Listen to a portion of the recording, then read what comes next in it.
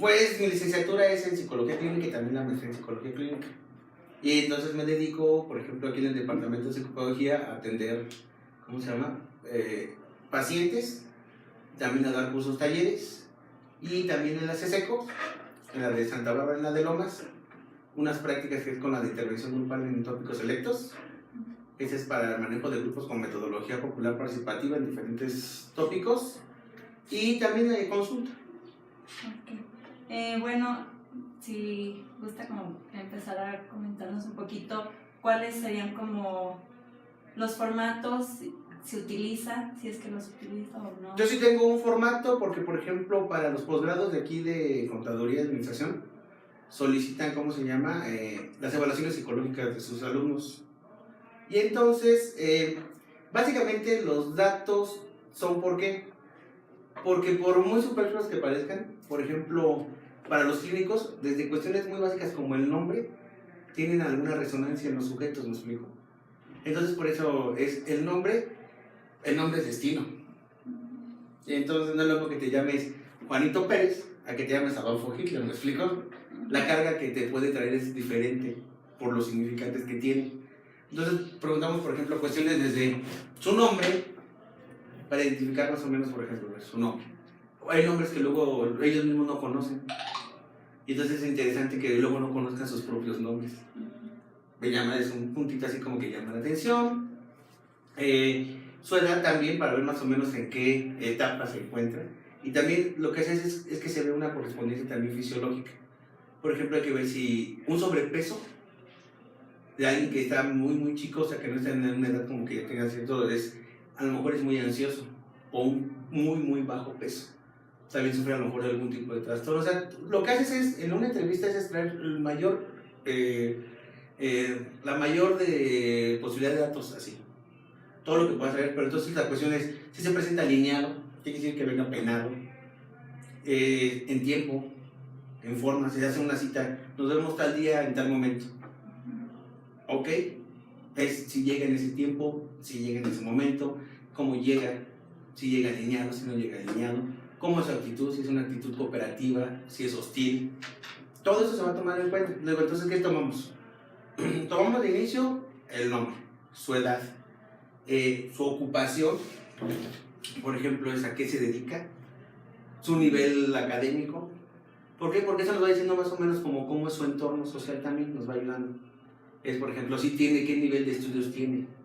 Porque no es lo mismo que estés hablando con una persona, no es por discriminación, no es lo mismo estar hablando con una persona que tiene un nivel secundario con una persona que tiene, por ejemplo, posgrados. Hasta su lenguaje es de otra manera. Entonces se tiene que checar eso. Hay que ver si, por ejemplo, dice, yo tengo posgrados, dice, tengo 2 posgrados. ¿En qué trabajas? En una tortería. Entonces, eso es algo también, es un detalle. O sea, todo eso uno lo va tomando en cuenta. La religión también es muy importante, porque a partir también de las creencias se desarrollan cierto tipo de patologías en los sujetos. Porque muchas en la religión, sí, no, los católicos no piensan igual que los cristianos, ni los cristianos que los testigos, o sea, y se toma en cuenta porque nos ha tocado que, bueno, en mi experiencia me ha tocado que gente que tiene como ideas demasiado religiosas, afectan en su desarrollo de su pensamiento, porque luego llegan a pensar que todo lo que pasa en este mundo es por Dios o por el diablo. Entonces es algo también interesante. Su estado civil, obvio que también se los tienen que preguntar. Pero ahora dicen, ¿a poco de inicio, luego lo es? Hola, buenas tardes. A ver, dame tus datos. Obvio que no. ¿Por qué? Porque lo primero que uno tiene que hablar en una relación es el rapport, que será como el mínimo de empatía que se podría lograr con un paciente. ¿Qué es lo que pasa? Cuando llegan, y que son habilidades humanas, o sea, eso no tiene nada de magia ni nada, o sea, no es lo mismo que vayas con un dentista que llegues y que te diga, ah, sí, siéntate, dice así, te va a doler mucho, ¿eh? ¿Por qué? A que llegues, ah, hola, buenas tardes, sí, toma asiento, ¿cómo has estado? Eso causa un tipo como de empatía entre, por ejemplo, pues en este caso el terapeuta y el paciente. Y entonces, casi la primera pregunta básicamente es, ¿qué te trae aquí? Ah, pues fíjate que he tenido problemas por esto, por aquello, por aquello. O sea, es como una entrevista como semiestructurada. Dejas como que vaya fluyendo. Pero Conforme ya vas adquiriendo experiencia, pues ya le vas a decir así como, bueno, a ver, entonces, ok, a ver, tu nombre, tu familia, ¿a qué se dedica? ¿Eres casado, eres soltero? O sea, ¿sí me explico?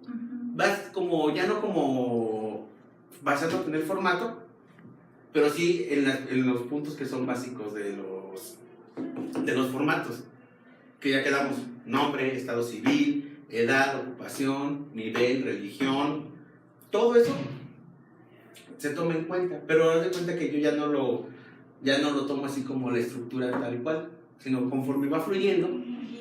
Exactamente. Y entonces lo que uno hace es que ellos, los clínicos, lo que hacemos es que dejamos, ahora sí que tenemos que tener una escucha atenta. Así como que los vas dejando, o sea, como a ver qué te trae por aquí. Ellos te van así como proporcionando la información. Es que, por ejemplo, he tenido problemas en mi relación de pareja últimamente, ya no está bien la situación. Y entonces conforme ellos te van diciendo datos, tú también vas como preguntando más. ¿Desde cuándo está pasando esto? ¿Por qué pasó esto? Entonces llevamos como 7 años con esa situación. ¿Y por qué hasta ahora? ¿Se explicó? ¿Tienen hijos? ¿No tienen hijos? ¿Están casados? ¿No están casados? O sea, ¿por qué? Porque son datos que tú sabes que no es lo mismo alguien que está casado, alguien que está en unión libre, o alguien que tiene una relación abierta. Entonces todos esos datos se van cuestionando conforme ellos también te van diciendo. Entonces esa es la ventaja también, porque si nos basamos nada más en el puro formato, pues sería como, es que yo vengo porque me enojé con mi novia, ¿no? Ah, no, espérame, no me digas eso. Mejor dime cuál es tu grado de estudio, o sea. Corta. Ajá. Que digan así como, no, oye, pues, ¿qué onda contigo? Entonces esas primeras entrevistas, pues de verdad es una cuestión, como dice Manoni, que es una cuestión como, el primer encuentro es extraordinario porque revelas algo que estaba oculto, ¿no? Y entonces llega el paciente y te muestra eso que estaba oculto, y entonces tú tienes esa escucha activa hacia lo que está él en ese momento demandando. Que después veremos lo que es una cuestión de demanda manifiesta y demanda latente. La manifiesta es con la que llega el paciente en ese momento, ¿no? En este caso, por ejemplo, si seguimos en el ejemplo de esta persona que tenía problemas en su relación, pues se dice, yo vengo a atender esta situación porque ya no soporto estar con esa persona. Ok, pero con las siguientes entrevistas vas dando cuenta que a lo mejor lo que subyacía era que ella había descubierto algo en esta persona que ya no le agradó, o simplemente es, pues ya no lo quiero. Sí. Eso es lo que puede subyacir, o sea, son diferentes. Entonces digo, ¿qué es lo que se busca? Pues poder tener una escucha. Hay como 3 habilidades que se requieren para la entrevista clínica: es una escucha activa, una facilidad para preguntar bajo esa misma escucha, y el poder comprender lo que te está diciendo el paciente. O sea, no se trata de entender, porque sí hay una diferencia entre entender y comprender. Alguna vez llegó en CC con una señora que, como de unos 42 años, y llegó pues mal. Pero como nosotros tenemos que hacer las primeras entrevistas, o sea, no es como, no les dan mucho a escoger si quieren hombre o mujer, sino tienen que pasar y a partir de eso la derivación. Y entonces ella pasó, y entonces me platica que había fallecido su hijo, un adolescente. Y ella me dijo, pero ¿tú qué sabes de eso? O sea, como una cuestión de, tú no me entiendes. Pero al final es una cuestión de comprender, o sea, no he pasado por estación, pero comprendo que es algo doloroso. ¿Quiere hablar de eso? ¿Sí me explico? Sí. Porque si no nos pondríamos en una cuestión de que tendríamos que entender muchas cosas de la vida para poder ser terapeutas. Y no. También con nuestras habilidades humanas sabemos que eso no es algo muy bonito que digamos. Es más, es tan doloroso que no tiene ni nombre. ¿Cómo se le llama a alguien que no tiene?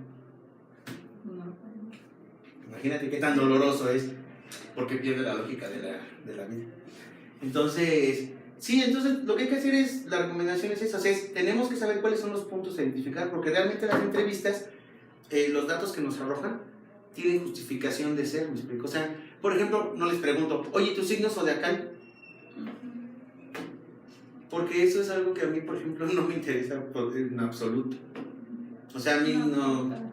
Sí, o sea, yo no puedo determinar rasgos de personalidad a partir de un signo zodiacal, ¿me explico?